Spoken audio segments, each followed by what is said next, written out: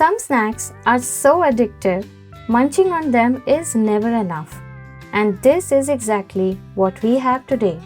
Crispy and irresistible chana fry. I have 2 cups of Kabuli chana or chickpeas soaked for 6 to 7 hours. Let's pressure cook them. We will cook them to the extent they are tender but not too soft or mushy. Add 2.5 cups of water.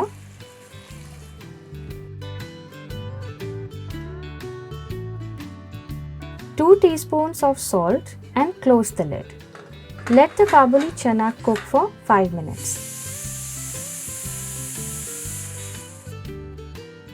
Once the pressure settles, check the chana.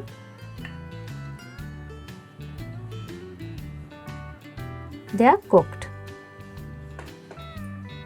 I have strained and cooled the chana. Add into this 6 tablespoons of corn flour and 5 tablespoons of rice flour. Rice flour will give a nice crunch to the chana fry. Coat them in the flour.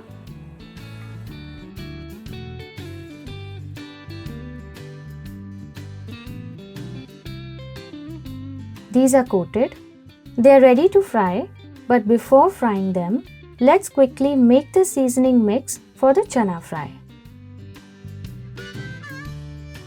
For the seasoning mix, I am taking 1.5 teaspoon of red chilli powder, 2 teaspoon dry mango powder, 1 teaspoon salt, 1 teaspoon black salt, 2 teaspoon chaat masala, 1 teaspoon cumin seeds powder, 1 teaspoon black pepper powder. Mix the spices well. The quick seasoning is ready. For frying the chana, I have here oil on heat. Before frying the chana, add 7 to 8 garlic cloves to the oil. Here we are infusing the oil with the subtle garlic flavor before frying the Kabuli chana in them. When the garlic cloves turn slightly golden, take them out.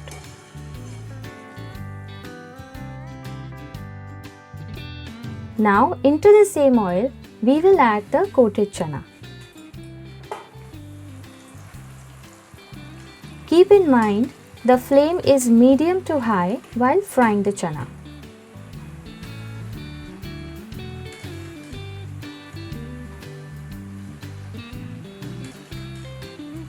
After 5 minutes, you will see the chana turning light golden.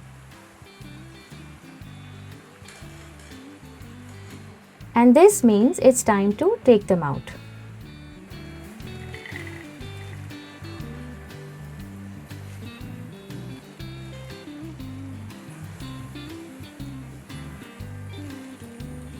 I am transferring the chana into the mixing bowl.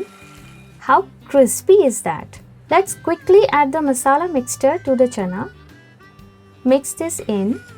Let all the chana get coated really well.